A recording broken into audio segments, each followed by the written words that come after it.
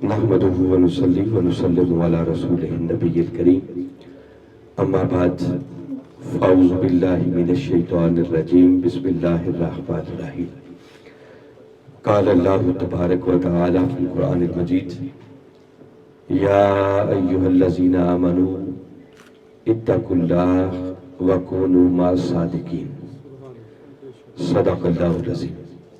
قابل صد احترام جناب محترم انجینئر ثناء اللہ خان صاحب، ڈائریکٹر آپریشنز منہاج ویلفیئر فاؤنڈیشن، اور قابل صد احترام جناب محترم محمد احمد قریشی صاحب، صدر تحریک منہاج القرآن ملتان اے، اور قابل صد احترام جناب محترم محمد جواد صادق صاحب، ناظم تحریک منہاج القرآن ملتان اے، اور قابل صد احترام جناب محترم جاوید اشرف وڑیچ صاحب، کوارڈینیٹر ڈسٹرکٹ خانیوال اور بہاڑی، اور قابل صد احترام جناب ممتاز احمد نون صاحب، کوارڈینیٹر ملتان، اور ہمارے محترم راشد مصطفی صاحب، صدر مصطفی اسٹوڈنٹس موومنٹ جنوبی پنجاب، اور محترم علامہ عبدالمجید فیضی صاحب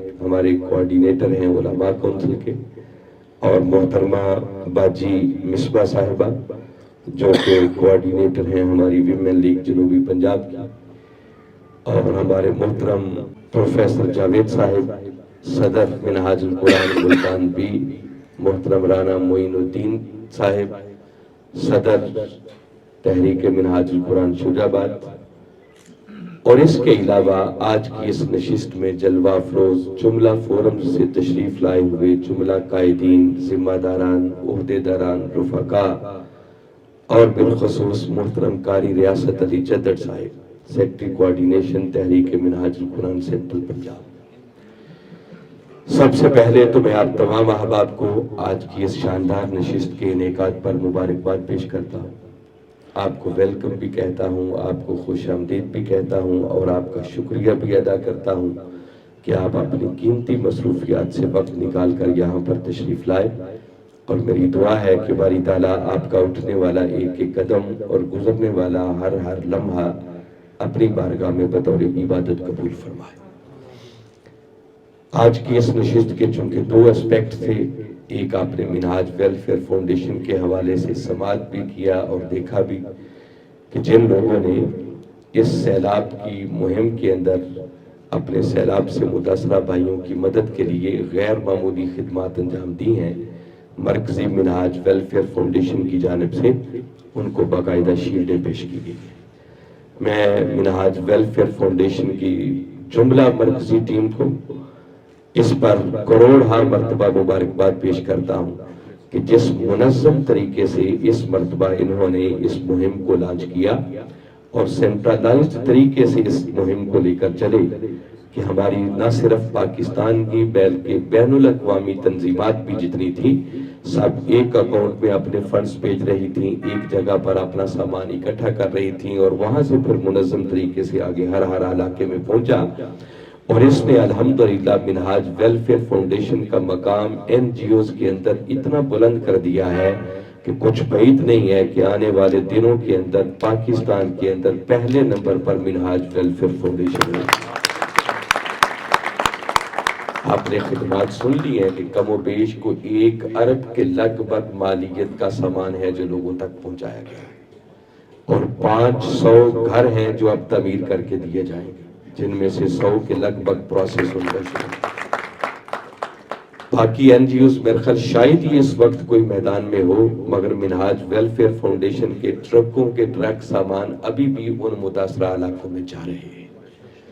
اس پر میں بارے دیگر محترم انجینئر ثناء اللہ خان صاحب کو، ان کی دیگر مرکزی ٹیم کو جو یو کے میں ہمارے فیصل مشہدی صاحب اور ان کی پوری ٹیم ہے، ان کو مرکزی ناظم اعلیٰ خرم نواز گنڈا پور صاحب کو جن کی رہنمائی میسر رہی، پھر ڈاکٹر حسن محی الدین صاحب، ڈاکٹر حسین محی الدین صاحب، ان کو بھی مبارکباد پیش کرتا ہوں کہ جنہوں نے ہر قدم پر ساتھ دیا اور رہنمائی فراہم کرتے رہے۔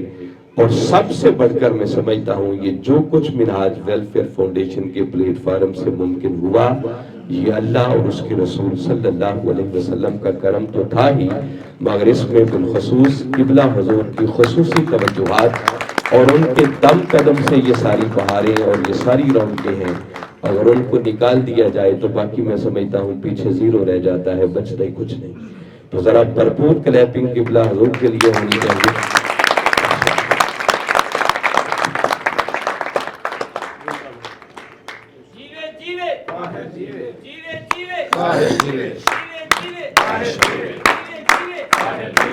آج کی اس نشست کا ہمارا دوسرا اسپیکٹ ہمارے ملتان ایک آئی آج ورکرز کنونشن بھی ہے۔ اس حوالے سے اب میں چند گزارشات، چونکہ وقت خاصا زیادہ ہو چکا ہے، میں زیادہ تفصیل میں جانے کی بجائے کوشش کروں گا کہ اپنی گفتگو کو مختصر رکھوں، اور وہ بات میں یہاں سے شروع کرنا چاہ رہا ہوں کہ اگر قرآن پاک کا مطالعہ کیا جائے تو اللہ رب العزت نے قرآن پاک میں 20 مقامات پر یہ بات ارشاد فرمائی ہے کہ کامیابی کے لیے بنیادی 2 چیزیں ضروری ہیں، جن میں سے ایک ایمان ہے اور ایمان کے ساتھ ساتھ اعمال صالحہ ہے۔ اگر کسی خوش نصیب کو یہ 2 نعمتیں میسر آ جائیں تو سمجھو اس کی دنیا بھی کامیاب ہے اور اس کی آخرت بھی کامیاب ہے۔ اور میں نے بتایا کہ 20 مقامات پر یہ بات آپ کو مل جائے گی۔ میں صرف وقت بچاتے ہوئے تاکہ زیادہ مقامات پڑھنے کی بجائے صرف ایک مقام آپ کے گوش گزار کر رہا۔ 30ویں پارے کی ایک بڑی معروف سورت ہے سورہ بینہ، جس میں باری تعالیٰ نے ارشاد فرمایا ان الذین آمنوا وعملوا الصالحات، فرمایا بے شک وہ لوگ جو ایمان لائے اور جنہوں نے اعمال صالحہ کو اپنی زندگی کا وتیرہ اور شعار بنا دیا۔ آج کی ہماری اس نشست میں ہماری خوش نصیبی ہے کہ ہمارے نہایت ہی محترم سید شہباز شاہ ہاشمی صاحب بھی جلوہ افروز ہیں، ہم ان کو بھی ویلکم کہتے ہیں، خوش آمدید کہتے ہیں۔ اور اس کے ساتھ ہی ساتھ ابھی میرے ذہن میں آیا ہے کہ یہ آج کا ہمارا جو ورکر کنونشن ہے، یہ ہماری جو نئی ملتان ایک کی ٹیم بنی ہے، یہ ان کے زیر انتظام آج پہلی نشست ہو رہی ہے، اور ہماری نئی ٹیم نے ابھی حال ہی میں نئی ذمہ داریاں سنبھالی ہیں، اور ان کے لیے کلیپنگ کرنے سے پہلے ہمارے محترم یاسر ارشاد دیوان صاحب اور محترم زمان خان صاحب، جو اس سے سابقہ ہماری ٹیم تھی، جو ملتان اے کے صدر اور ناظم تھے، اور پھر ان کی پوری ٹیم،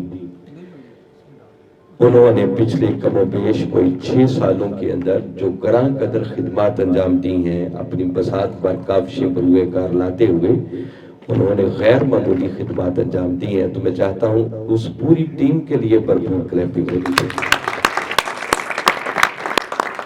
میں ملتان ایک کی اس ٹیم کے جملہ احباب کو دل کی گہرائیوں سے یہ نئی ذمہ داریاں سنبھالنے پر مبارکباد پیش کرتا ہوں، اور اللہ رب العزت کی بارگاہ میں دعا گو ہوں کہ باری تعالیٰ ہم سب کو احسن طریقے سے اپنی اپنی ذمہ داریوں سے عہدہ برا ہونے کی توفیق عطا فرمائے۔ تو میں عرض یہ کر رہا تھا کہ باری تعالیٰ نے قرآن پاک میں کامیابی کے لیے 2 بنیادی چیزیں بتائی ہیں، ایک ایمان ہے اور ایمان کے ساتھ اعمال صالحہ۔ اور میں صرف ایک مقام جو قرآن پاک کا پڑھ کے سنا رہا ہوں، وہیں سے اندازہ ہو جائے گا کہ جن کو یہ 2 نعمتیں مل جائیں باری تعالیٰ ان کو کن کامیابی سے ہمکنار کرتی ہے۔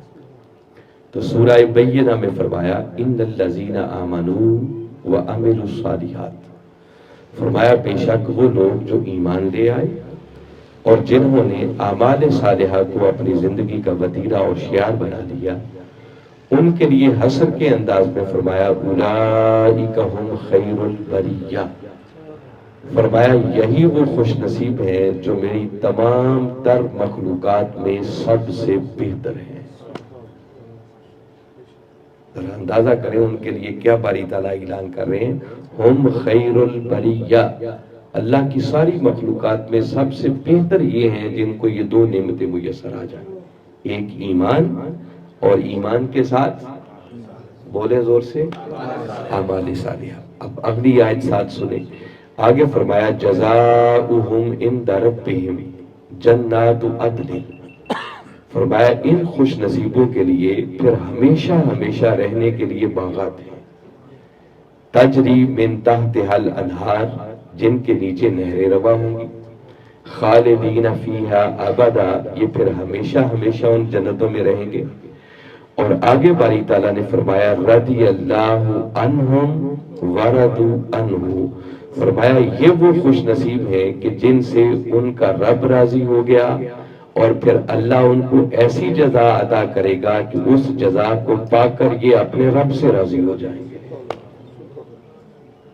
ذرا غور کریں ایک لمحے کے لیے کہ اگر کسی کو یہ سند اور ڈگری مل جائے کہ اللہ اس سے راضی ہو گیا، تو مجھے بتائیں اس سے آگے بھی کوئی سٹیپ پاس کرنے والا بچتا ہے؟ اور بندے نے آگے کہاں جانا ہے؟ اور یہاں باری تعالیٰ فرما رہے ہیں کہ صرف دو ہی خوبیاں ہیں، تیسری کوئی بات نہیں کی۔ فرمایا جن کو ایمان میسر آ گیا اور ایمان کے ساتھ اعمال صالحہ، اگر یہ دو خوبیاں کسی کو مل جائیں تو فرمایا ان کا رب ان سے راضی ہو جائے گا، اور اس پر پھر ان کو اجر وہ عطا کرے گا کہ اس اجر کو پا کر پھر بندے اپنے رب سے راضی ہو جائیں گے۔ یہ میں نے جسٹ ایک مقام بتایا ہے، ورنہ آپ سورہ تین کو پڑھیں، سورہ عصر کو پڑھیں، سورہ حامیم سجدہ کو پڑھیں، سورہ کہف کو پڑھیں، میں نے بتایا بیسیوں مقامات ملیں گے جہاں باری تعالیٰ نے عجیب عجیب انعامات کا ذکر کیا جو ان کو۔ تو بنیادی چیزیں کتنی چاہیے؟ دو، ایک ایمان چاہیے اور ایمان کے ساتھ اعمال صالحہ۔ اب جو آیت کریمہ میں نے گفتگو کے عنوان کے طور پر پڑھی، وہاں باری تعالیٰ نے ایک تیسری چیز کا بھی اضافہ کیا، وہاں ایمان والوں سے خطاب کیا اور فرمایا یا ایھا الذین آمنو، اے ایمان والو، اتقوا اللہ، اللہ سے ڈرو۔ اب یہاں میں آپ کی توجہ مرکوز کرنا چاہ رہا ہوں، جب باری تعالیٰ نے ان کو ایمان والے کہا تو اس کا معنی یہ ہے کہ ایمان تو باری تعالیٰ نے ان کا تسلیم کر لیا کہ وہ مومن ہو گئے، اور ان مومنوں کو اگلا حکم یہ دیا اتقوا اللہ، کہ بھئی اللہ سے ڈرو۔ اور اگر کوئی بندہ صحیح معنوں میں اللہ سے ڈر جائے تو یقیناً یوں سمجھو کہ اس کے اعمال سنور گئے۔ یعنی اللہ سے ڈرنے کا الٹیمیٹ ریزلٹ اور نتیجہ یہ بنتا ہے کہ بندے کا کبھی ایک قدم بھی مولا کی رضا کے خلاف اٹھنے، کبھی نافرمانی کا شائبہ تک بھی نہیں آنا چاہیے، وہ صحیح معنوں میں اللہ سے ڈرنے والا۔ تو جب کہا اتقوا اللہ، تو اتقوا اللہ کے اندر یہ بات آٹومیٹیکلی پوشیدہ ہے کہ یہاں اعمال کے سنورنے کی بات ہو رہی ہے۔ باری تعالیٰ فرما رہے ہیں اے ایمان والو، اگر تم نے کلمہ پڑھ لیا ہے، دائرہ ایمان میں آ گئے ہو، تمہیں یہ ایمان کی دولت میسر آ گئی ہے، تو اب اگلا کام یہ کرو کہ اپنے اعمال کو سنوار لو، متقی بن جاؤ، اپنے من کو تقویٰ کے نور سے روشن کر لو، اللہ سے ڈرنے والے بن جاؤ۔ جب یہاں تک بات مکمل ہو گئی، ایمان بھی آ گیا، تقویٰ بھی آ گیا، اعمال بھی آ گئے، تو ساتھ یہ جو آگے فرمایا وَكُونُوا مَعَ الصَّادِقِينَ، اور اے ایمان والو اس تقویٰ کے ساتھ ساتھ پھر سچوں کے ساتھ، ولیوں کے ساتھ جڑ جاؤ۔ اس جوڑنے کی ضرورت کیوں پیش آئی؟ یہ تو میں نے ایک ہی آیت، یہ پوری آیت ہے مکمل، یا ایھا الذین آمنو اتقوا اللہ وکونوا مع الصادقین، یہ پورا ایک میسج ہے۔ اے ایمان والو اللہ سے ڈرو اور ڈرنے کے ساتھ ساتھ ولیوں کے ساتھ جڑ جاؤ۔ تو جب بنیادی چیزیں کامیابی کے لیے دو چاہیے، ایک ایمان اور ایک اعمال صالحہ، تو پھر یہ ولیوں کے ساتھ اور سچوں کے ساتھ جڑنے کی ضرورت کیوں پیش ہے؟ یہی ایک اور مقام سے آپ کو بتاتا ہوں، سورہ کہف کو پڑھیں، وہاں تو باری تعالیٰ نے بڑا کیٹاگوریکل فرمایا، وَاصْبِرْ نَفْسَكَ مَعَ الَّذِينَ يَدْعُونَ رَبَّهُمْ بِالْغَدَاةِ وَالْعَشِيِّ يُرِيدُونَ وَجْهَهُ، فرمایا بندے اپنے آپ کو ایسے لوگوں کے ساتھ روکے رکھ، ان کی صحبت میں خود کو جمائے رکھ جو فقط اس مولا کے مکھڑے کی مسکراہٹ کی خاطر دن رات اس کا ذکر کرتے رہتے ہیں۔ حکم دیا کہ اپنے آپ کو ایسے لوگوں کے ساتھ جوڑ، اور جوڑنا بھی کیسے ہے؟ اگلے کلمات اس سے بھی قابل غور ہیں، فرمایا اس طرح ان کے ساتھ جڑ جا، وَلَا تَعْدُ عَيْنَاكَ عَنْهُمْ، اس طرح اپنے آپ کو ان کے ساتھ جوڑ لیں کہ تیری نگاہیں کبھی ان سے ہٹنے بھی نہ پائیں۔ تیری توجہ اور تیری محبت کا مرکز و محور ہمیشہ میرے وہ نیک صالح بندے رہنے چاہیے. اس طرح بندے اپنے آپ کو ان کے ساتھ چھوڑ. اور اگر ایک اور لطف کی بات آج آپ کو بتاؤں تو دیکھیے پورے قرآن پاک کے اندر باری تعالیٰ نے جو کچھ بیان کیا ہے نا اس کا خلاصہ ہے سورہ فاتحہ. یہ حدیث مبارکہ ہے. باری تعالیٰ نے پورے قرآن کے مضامین کا اجمال وہ سورہ فاتحہ میں رکھا ہے. اور سورہ فاتحہ کی اہمیت کا اگر آپ نے اندازہ کرنا ہو تو دیکھیے ہر نماز کی ہر رکعت کے اندر باری تعالیٰ نے سورہ فاتحہ کا پڑھنا واجب رکھا ہے. کئی آپ کی رکعتیں ایسی ہیں جن میں آپ بعد میں کوئی سورت پڑھتے ہیں اور کئی رکعتوں میں بعد میں کوئی سورت مگر سورہ فاتحہ کے بغیر کوئی رکعت آپ کی مکمل نہیں ہو سکتی. نماز ہی آپ کی نہیں ہوگی اگر سورہ فاتحہ رہ گئی. اور ہر رکعت کے اندر باری تعالیٰ نے اس سورہ فاتحہ کے پڑھنے کا حکم دیا. تو کوئی راز تو ہوگا نا کہ اس فاتحہ کے اندر باری تعالیٰ سکھانا کیا چاہتے ہیں. اور پھر اس کی اہمیت کا اندازہ کریں کہ باری تعالیٰ نے قرآن کی پہلی سورت کے طور پر اس کو رکھا کہ جب بھی کوئی شخص میرے قرآن کو کھولے تو اس کی پہلی نظر اس سورہ فاتحہ پر پڑنی چاہیے. اس کی اہمیت کا انکار کوئی نہیں کر سکتا. مگر سوچنے کی بات ہے کہ سورہ فاتحہ کے اندر تعلیم کیا ہے جو پورے قرآن کا نتیجہ ہے. اگر اس پر غور کریں تو بنیادی باری تعالیٰ نے ہمیں ایک حکم دیا ہے اور حکم یہ دیا ہے کہ بندے تو نے ہر نماز کی ہر رکعت کے اندر کھڑے ہو کر مجھ سے یہ دعا کرنی ہے اہدنا الصراط المستقیم کہ مولا مجھے صراط مستقیم کی طرف ہدایت عطا کر. یہ دعا باری تعالیٰ نے خود سکھائی اور کہا بندے اب ہر نماز کی ہر رکعت میں کھڑے ہو کر تو نے یہ دعا مجھ سے مانگتے رہنا ہے. تو آپ پوچھیں گے کہ اگر یہ سورہ فاتحہ کے اندر دعا کا حکم ہے تو اس سے پہلے کیا بیان ہوا ہے؟ وہ بھی تو سورہ فاتحہ ہے. تو وہ سن لیں. اس سے پہلے باری تعالیٰ نے کچھ اپنے اسماء کا ذکر کیا ہے, اپنی شانوں کا تذکرہ کیا ہے, وہ بھی ہمیں تعلیم دی ہے. جیسے فرمایا الحمدللہ رب العالمین, سب تعریفیں اس اللہ کے لیے ہیں جو سارے جہانوں کا رب ہے. تو اللہ کا ذکر ہوا. الرحمن الرحیم, اس کی شان رحمت کا بیان ہوا. مالک یوم الدین, وہ روز جزا کا مالک ہے, اس کی ایک اور شان کا تذکرہ ہوا. یہ تذکرے باری تعالیٰ نے کیوں رکھے؟ یہ ہمیں سکھایا کہ بندے تو نے آگے مجھ سے ایک دعا کرنی ہے, اب تجھے اس دعا کی قبولیت کا طریقہ بھی بتاتا ہوں کہ اگر چاہتا ہے وہ دعا قبول ہو جائے تو پہلے میرے ناموں کا ورد کرنا, ذکر کرنا. جب میرے ناموں کا تذکرہ کرے گا تو میرے ناموں کا ذکر تیری دعا کی قبولیت کا وسیلہ بن جائے گا. میرا نام لے لینا. پھر بندہ کہتا ہے ایاک نعبد, مولا ہم تیری ہی عبادت کرتے ہیں. تو اس میں حقیقت میں اس کے معبود ہونے کی بات ہے. بندے کی عاجزی اور انکساری کا ذکر ہے.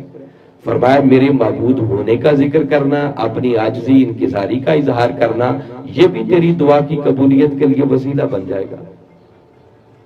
وَإِيَّاكَ نَسْتَعِينُ, پھر بندہ اس کی بارگاہ میں عرض کرتا ہے ہاتھ جوڑ کر کہ مولا تو ہی ہمارا مدد کرنے والا ہے, ہم تجھ ہی سے مدد مانگتے ہیں, تیرے بغیر ہمارا کوئی کارساز. دیکھو نا کبھی کسی سے جا کے لینا ہوا, ہم تو اپنے پیر و مرشد کی بارگاہ میں جائیں تو کہتے ہیں جی حضور ہم کہاں جائیں اور ہمارا آپ کے سوا ہے کون. اگر کوئی یہی خواہش لے کر تمنا لے کے مولا کے دروازے پہ گر جائے کہ مولا ہم تجھ ہی سے مدد مانگتے ہیں, تیرے دروازے سے ہٹ کر کون سا دروازہ ہے جہاں مدد کے لیے جائیں. تو باری تعالیٰ نے سلیقہ سکھایا کہ بندے اگلی دعا کرنے سے پہلے یوں میری بارگاہ میں عرض کرنا, جب یوں کرے گا تو تیری اگلی دعا کی قبولیت کے لیے یہ ساری چیزیں وسیلہ بن جائیں گی. اصل میسج ایک ہے کہ بندے یہ دعا کرنی ہے تو نے مجھ سے کہ مولا مجھے صراط مستقیم کی طرف ہدایت عطا کر. چلے دعا ہو گئی, آگے وہ صراط مستقیم کا تعین کیا. کون سا صراط مستقیم؟ صراط الذین انعمت علیہم, مولا ان لوگوں کا راستہ جو تیرے انعام یافتہ بندوں کا ہے. نہیں کہا کہ قرآن کا راستہ ہے, سیرت کا راستہ ہے, حالانکہ قرآن کا راستہ ہی صراط مستقیم ہے، مگر باری تعالیٰ نے اس صراط مستقیم کو انعام یافتہ بندوں کے ساتھ جوڑ دیا کہ بندے یوں دعا کرنی ہے کہ مولا مجھے اپنے انعام یافتہ بندوں کا راستہ دکھا۔ اور انعام یافتہ بندے کون ہیں؟ قرآن نے 4 طبقات گنوائے ہیں، انبیاء ہیں، صدیقین ہیں، شہداء ہیں اور صالحین ہیں۔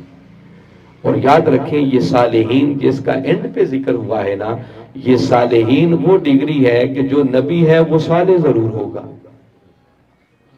جو صدیق ہے وہ ہو نہیں سکتا کہ صالح نہ ہو، جو شہید ہے وہ صالح ضرور ہوگا، مگر ہر صالح نبی نہیں ہو سکتا۔ تو صالحین قیامت تک آتے رہیں گے، یہ دروازہ کھلا ہوا ہے۔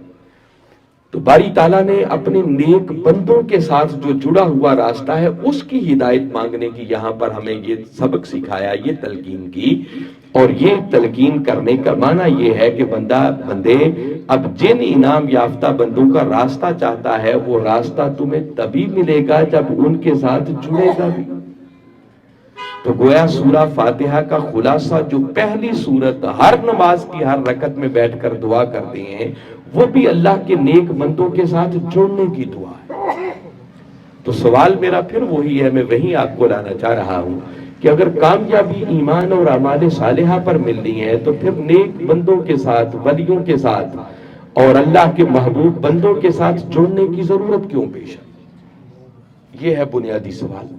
اور اس کا جواب بڑا سادہ سا ہے کہ باری تعالیٰ فرمانا چاہ رہے ہیں کہ بندے اس بات میں تو رتی برابر شک کی کوئی گنجائش نہیں ہے کہ حقیقی کامیابی اسی خوش نصیب کو ملے گی جس کے اندر 2 خوبیاں ہوں گی، ایک ایمان اور دوسرا اعمال صالحہ۔ مگر یہ کامیابی تو تب ملے گی نا کہ کوئی ان دونوں نعمتوں کو سلامتی کے ساتھ لے کر میری بارگاہ تک پہنچے بھی تو صحیح۔ فرمایا یاد رکھو تم ایمان کی جن بلندیوں پر بھی چلے جاؤ، تمہارے اعمال جتنے بھی سنور جائیں، مرنے سے پہلے ہر لمحے یہ خدشہ موجود ہے کہ بدبخت شیطان کسی وقت بھی تمہیں گمراہ کر سکتا ہے۔ اور اس نے بڑوں کو گمراہ کر دیا، اور اس نے پہلے دن سے قسم کھائی ہوئی ہے وہ انہی پر حملہ کرے گا جو صراط مستقیم پر چلیں گے۔ جو آلریڈی گمراہ ہیں ان پر اسے محنت کرنے کی کوئی ضرورت نہیں ہے، وہ ہدایت یافتہ لوگوں پر حملے کرتا ہے۔ تو فرمایا کہ مرنے سے پہلے جب ہر لمحے یہ خدشہ موجود ہے کہ کسی وقت بھی شیطان تمہیں گمراہ کر سکتا ہے، تو اب ضرورت اس امر کی ہے کہ یہ جو ایمان اور اعمال صالحہ ہیں یہ سلامتی تک میری بارگاہ تک پہنچیں گے کیسے سلامتی کے ساتھ؟ فرمایا اس کا فارمولہ دے رہا ہوں کہ اب اگر تمہیں ایمان میسر آ گیا ہے، اعمال سنور گئے ہیں، اب اگر تم اپنے ایمان اور اعمال صالحہ کا تحفظ چاہتے ہو، بچانا چاہتے ہو، سلامتی کے ساتھ میری بارگاہ تک لے کے پہنچنا چاہتے ہو، تو ایمان اور عمل بچے گا اسی خوش نصیب کا جو میرے ولیوں کے ساتھ جڑ جائے گا۔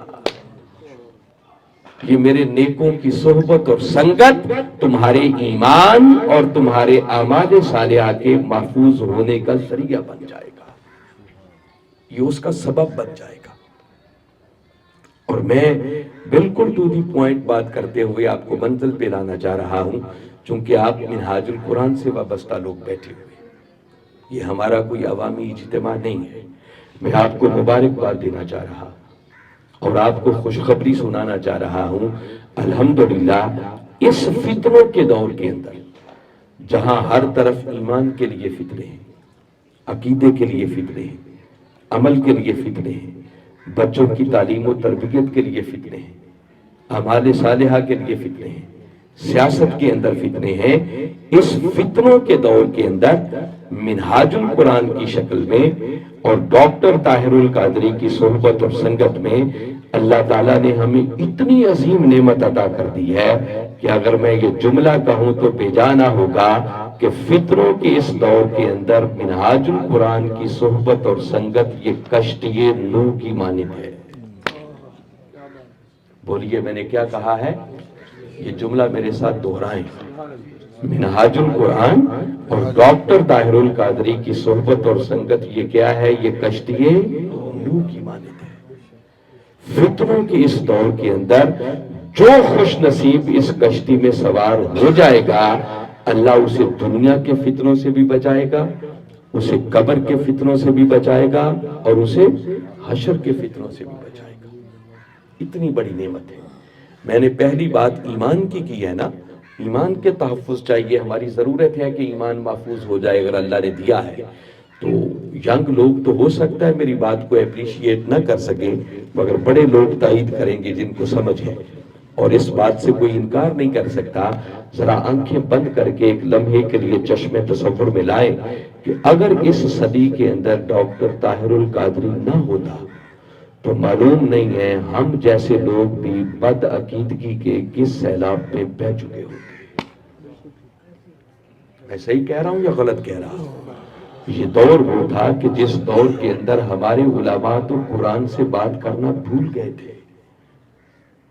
برکت کے لیے شروع میں ایک خطبے میں آیت پڑھی جاتی تھی، اس کے بعد قصے، کہانیاں، دوڑے، مائے، لطیفے اور چٹکلے، اور تقریر ختم ہو جاتی تھی۔ مسجد کے اندر اگر خطیب رکھنا ہوتا تھا نا تو اس کے انٹرویو کے لیے سب سے بڑا کرائیٹیریا یہ رہ گیا تھا کہ اس کی سر چیک کرو، سر کیسی ہے۔ میں صحیح کہہ رہا ہوں یا غلط کہہ رہا ہوں؟ اور کبھی کبھی اب بھی ایسے علماء کی باقیات ملتی ہیں، کسی جلسے میں ان سے واسطہ پڑ جائے، ملاقات ہو جائے تو ان کا خطاب سن کے بندہ انجوائے کرتا ہے کہ اچھا ایسے بھی تقریریں ہوتی ہیں۔ یہ اس صدی کے اندر ڈاکٹر طاہر القادری کی ہستی ہے کہ جس نے سروں والے دور کے اندر قرآن اور حدیث سے اس امت کو بات کرنا سکھایا ہے۔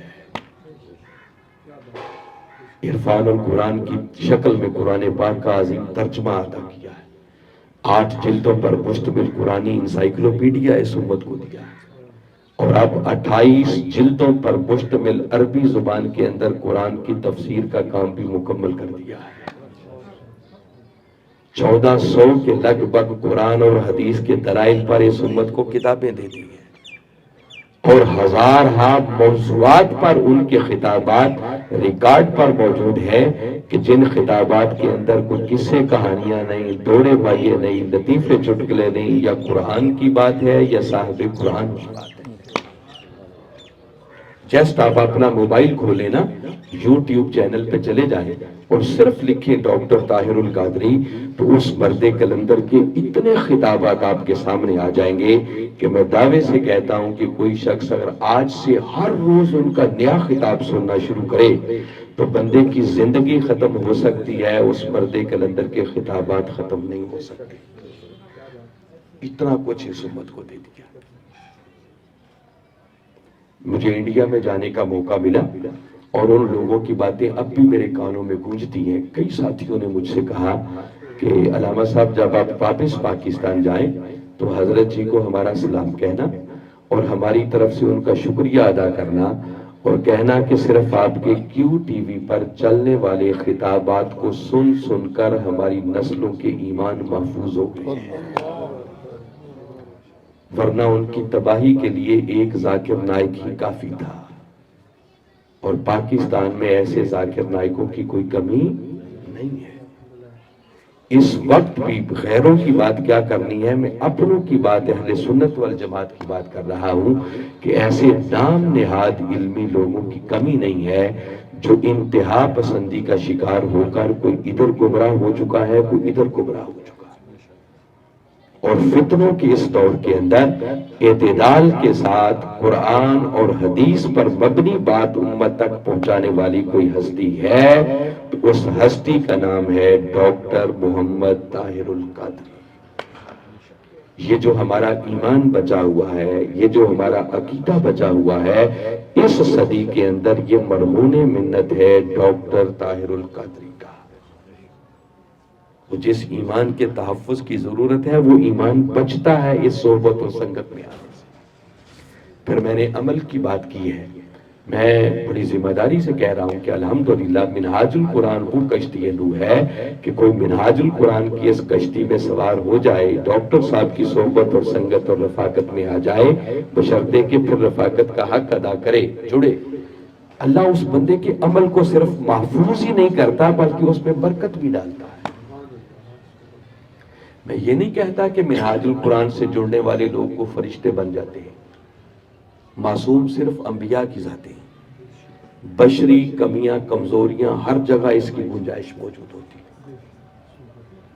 میں ان جنرل بات کر رہا ہوں، ایٹ لارج بات کر رہا ہوں، اور وہ بات یہ آپ سے کہنا چاہ رہا ہوں کہ آپ کبھی یہ چیز دیکھنی ہو کہ عمل میں کتنا فرق آتا ہے تو کمپیریٹیولی دیکھیں۔ ایک طرف نون لیگ کے کارکن کھڑے ہوں، پیپلز پارٹی کے کارکن کھڑے ہوں، مقابلے میں منہاج القرآن کے لوگ کھڑے ہوں تو ان کے کردار میں زمین آسمان کا فرق نظر آئے گا۔ کیا خیال ہے، آئے گا فرق نظر یا نہیں؟ جی، ہمارے لوگ اگر لاکھوں کی تعداد میں بھی سڑکوں پر احتجاج کر رہے ہونا تو کبھی کسی کا ایک ٹکے کا بھی نقصان نہیں کریں گے، جبکہ دوسرے لوگ جب سڑکوں پہ نکلتے ہیں تو ان میں اکثر گلو بٹ ہوتے ہیں جن کا کام عمارتیں جلا دینا، بسیں جلا دینا، کاریں توڑ دینا، کوئی کھلی دکان مل گئی، کوئی ریڑھی والا مل گیا تو لوٹ مار کرو، مارداڑ کرو، کھا پی جاؤ اور ڈکار دیا۔ یہ تو میں نے صرف وقت کو سامنے رکھتے ہوئے اتنی بات کی ہے۔ آپ مجھے بتائیں، میں اس سے اگلی بات بتاتا ہوں کہ ہم نے یہ نہیں سن رکھا کہ قبلہ حضور نے کتنی بار یہ فرمایا ہے کہ بیٹے قبر کی پہلی رات آئے گی تمہیں سمجھ آ جائے گی منہاج القرآن کی رفاقت کیا ہے۔ کوئی شک نہیں، یہ تو آنکھیں بند ہوگی نا تو ایک آنکھ کھلے گی، پھر سمجھ آئے گی منہاج القرآن کی رفاقت کیا تھی۔ ہمارے محترم ثناء اللہ خان لاہور سے ہیں، ہمارے وہاں حبیب اللہ بٹ صاحب تھے، 2 سال پہلے ان کا وصال ہوا، ہمارے یوتھ کے ساتھی تھے، یہ سوشل میڈیا پہ بات گردش کرتی رہی، تو بڑی گراں قدر خدمات تھی، اس بندے کا جینا اور مرنا منہاج القرآن کے لیے تھا، اور ان کے بیٹے نے شورا کے اجلاس میں آ کر یہ بات سنائی جو میں نے خود اپنے کانوں سے سنی۔ وہ کہتے ہیں کہ ہم نے جب اپنے ابو کو دفن کیا تو وہ ہمارے لائف ممبر تھے، تو ان کی لائف ممبر کی سند بھی ہم نے اس کے کفن میں رکھی۔ تو کہتے ہیں 1 ہفتے کے بعد میرے ابو مجھے خواب میں ملے، تو ملتے ہی میں نے پہلا سوال ان سے یہ کیا کہ ابو جی بتائیں پھر قبر میں جانے کے بعد آپ کے ساتھ کیا ہوا؟ تو انہوں نے پہلا جواب یہ دیا کہ بیٹے کیا بتاؤں، بس منہاج القرآن کے صدقے اللہ نے مجھے چھوڑ دیا، بخش دیا۔ کہتے پھر میں نے اسپیسیفک سوال کیا کہ وہ جو میں نے آپ کے کفن میں ایک سند رکھی سی اس سند کا کیا بنا؟ تو وہ کہتے ہیں بیٹے وہ تو جب کملی والے آقا صلی اللہ علیہ وسلم جلوہ افروز ہوئے انہوں نے خود میرے کفن سے سند نکالی، اور جب سند انہوں نے دیکھی تو اس لمحے جو آپ کے چہرے پر خوشی اور مسکراہٹ تھی وہ لفظوں میں بیان ہی نہیں ہو سکتی کہ آقا کی خوشی کا عالم کیا تھا۔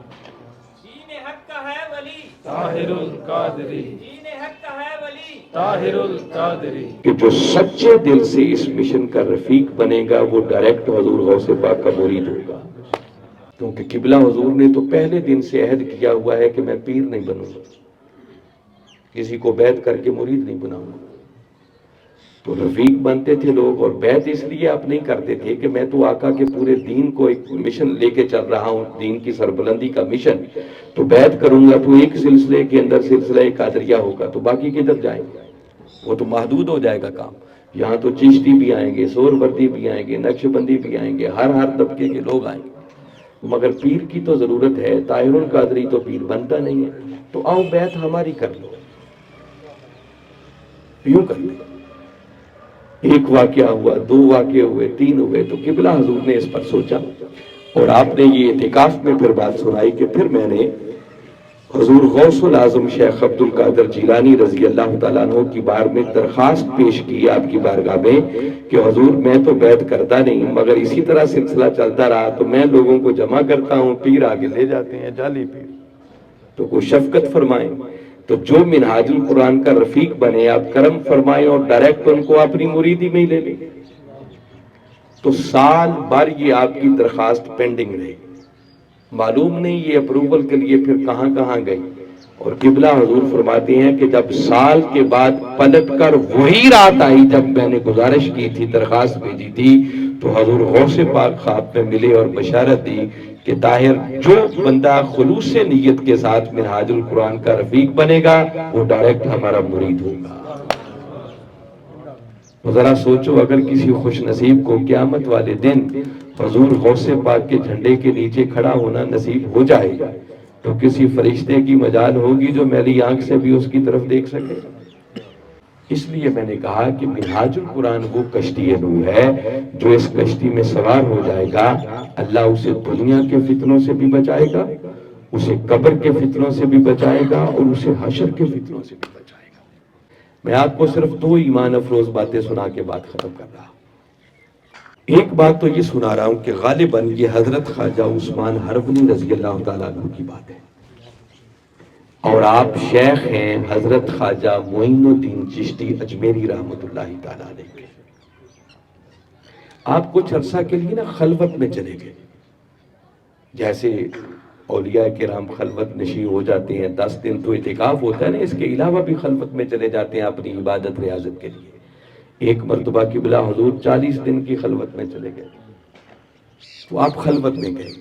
جب آپ نے باہر نکلنا تھا نا خلوت سے، تو اس سے 1 دن پہلے آپ نے اپنے اس مرید خاص حضرت معین الدین چشتی اجمیری رحمۃ اللہ تعالیٰ علیہ کو بلوایا اور بلا کر فرمایا کہ معین الدین آج تمہیں ایک خوشخبری سناتا۔ عرض کیجیے حضور فرمائیں۔ فرمایا معین الدین کل جب میں باہر نکلوں گا نا خلوت سے، تو کل جو شخص میری زیارت کرے گا اللہ اسے جنت میں داخل کر دے گا۔ یہ خبر دی اور ساتھ ہی یہ بتا کر فرمایا کہ معین الدین اس حجرے سے باہر نکلنے کے بعد اب اگر یہ بات آپ نے کسی کو بتائی تو تمہارا ٹھکانہ جہنم ہوگا۔ فرمایا بات حق ہے مگر تم بتا نہیں سکتے۔ آپ نے دونوں باتیں سن لی، سن کے باہر تشریف لائے، سوچا اور سوچ کر اس نتیجے پہ پہنچے کہ بس یوں سمجھیں کہ جب پلٹ کے گھر آئے نا تو چھت پہ چڑھ گئے اور علاقے میں ٹٹورا پیٹ دیا، شور مچا دیا، ہر کسی کو بتا دیا کہ آؤ جو جنت میں جانا چاہتا ہے کل میرے شیخ کی زیارت کرے۔ آپ کے شیخ تک یہ خبر پہنچ گئی، انہوں نے بلوا لیا، بلوا کے پوچھا کہ معین الدین ڈر نہیں لگا تھا؟ میں نے کہا تھا اگر بتایا تو ٹھکانہ جہنم میں ہوگا۔ عرض کی حضور میں نے اس پر بڑا سوچا مگر سوچ کر اس نتیجے پہ پہنچا کہ اگر میرے ایک جہنم میں جانے کی وجہ سے آقا کی اتنی امت کا بھلا ہو جائے اور وہ جنت میں چلی جائے تو سودا گھاٹے کا نہیں ہے، سودا منافع کا ہے۔ اس لیے میں نے اپنی پرواہ نہیں کی اور میں نے سب کچھ بتا دیا۔ اچھی لگی ہے نا بات، مگر مجھے حیرت اس بات پر ہوتی ہے، تعجب اس بات پر ہوتا ہے کہ معین الدین تو وہ ہیں جنہوں نے جہنم کی پرواہ نہیں کی اور آقا کی امت کے بھلے کے لیے دھوم مچا دی کہ آؤ جو جنت میں جانا چاہتا ہے میرے شیخ کی زیارت کرے، اور ہمارے قائد نے تو کوئی پابندی نہیں لگائی کہ اگر کسی کو منہاج القرآن کے بارے میں بتایا تو ٹھکانہ جہنم ہوگا۔ کوئی ہے پابندی؟ ہاتھ کھڑا کر کے آپ کہتے ہیں کہ یہ ایسی نعمت ہے جو جڑے گا دنیا بھی سنورے گی، قبر بھی سنورے گی، حشر بھی سنورے گا۔ تو ہماری زبانیں گونگ کیوں ہیں؟ زبانیں بند کیوں ہیں؟ آقا کی امت کا بھلا نہیں چاہتے ہم؟ ہمارے قائد نے پابندی لگانے کی بجائے انہوں نے تو ویژن 2025 دیا، بابا جوڑو لوگوں کو اس مشن کے ساتھ، اور وہ کہتے ہیں کہ جب اس مشن کے ساتھ لوگوں کو جوڑو گے تو جو ضلع اور جو پی پی حلقہ پاکستان بھر میں فرسٹ سیکنڈ تھرڈ آئے گا ان کا ایک ایک نمائندہ میرے ساتھ عمرے کی سعادت بھی حاصل کرے گا۔ وہ تو انکریج کرتے ہیں اور ہم پھر بھی زبانیں بند رکھیں۔ قبلہ حضور نے تو یہ ونڈو بھی کھول رکھی ہے کہ جو آپ کے رشتہ دار دوست احباب اس دنیا سے چلے گئے ہیں آپ ان کے نام کی میموریل رفاقت لیں، ایصال ثواب کی شکل میں منہاج القرآن کی نسبت کی وجہ سے اللہ ان پر وہاں بھی کرم کے دروازے کھولے گا۔ یہ سودا بڑا سستا مل رہا ہے، میں بتا رہا ہوں۔ لائف ممبرشپ کیا ہے؟ 6,000. صرف 2 دوستوں کے ساتھ کھانا کھانے بیٹھ جائے نا ہوٹل پہ 6,000 لگ جاتا ہے. زندگی میں کتنے کتنے نقصان کر دیتے ہیں, کہاں کہاں خرچ ہوتے رہتے ہیں. تو بابا یہ بھی ایک سودا ہے, مگر میں بتا رہا ہوں کہ اتنا سستا ہے کہ یہ مفت والا حساب ہے. ایک وقت آئے گا یہ سودا نہیں ملے گا, میں بتا رہا ہوں. وہ آپ کو واقعہ یاد ہے نا, خلیفہ ہارون الرشید اور اس کی بیوی زبیدہ خاتون دریا کے کنارے جا رہے ہیں, اور حضرت بہلول دریا کے کنارے وہ ریت کے گروندے بنا رہے تھے اور ساتھ آوازیں لگا رہے تھے, آؤ جس نے جنت میں گھر خریدنا ہے میرے ساتھ سودا کر لے. زبیدہ خاتون نے کہا رکو ذرا, میں اس بابے سے سودا کروں اور جنت میں ایک گاڑی خرید لوں. گئی, جا کے پوچھا بابا جی کیا ایک گھر بیچو گے؟ فرمانے لگے اسی لیے بیٹھا ہوں. پوچھا ایک گھر کی قیمت؟ فرمانے لگے ایک گھر کی قیمت ہے 10 درہم.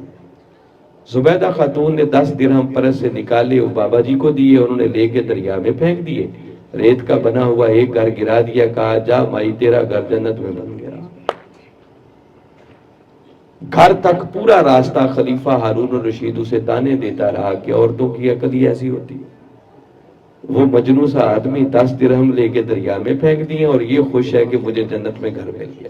یہی کسی غریب کو دیتے کو نیکی بھی ملتی. کیا کرتی بیچاری, چپ رہی. رات کو جب سوئے تو خلیفہ ہارون الرشید نے ایک خواب دیکھا.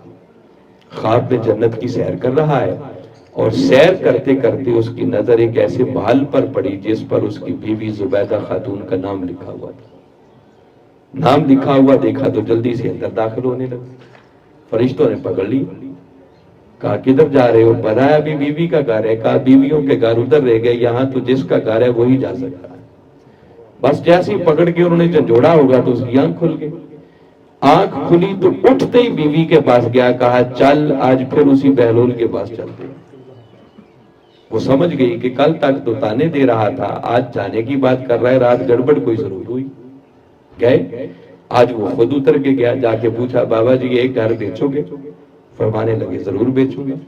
پوچھا ایک گھر کی قیمت؟ فرمایا ایک گھر کی قیمت ہے 10,000 دینار. سن کر چونک پڑا خلیفہ ہارون الرشید اور کہا کہ بابا جی اتنی مہنگائی, کل 10 درہم کا تھا آج 10,000 دینار کا ہو گیا.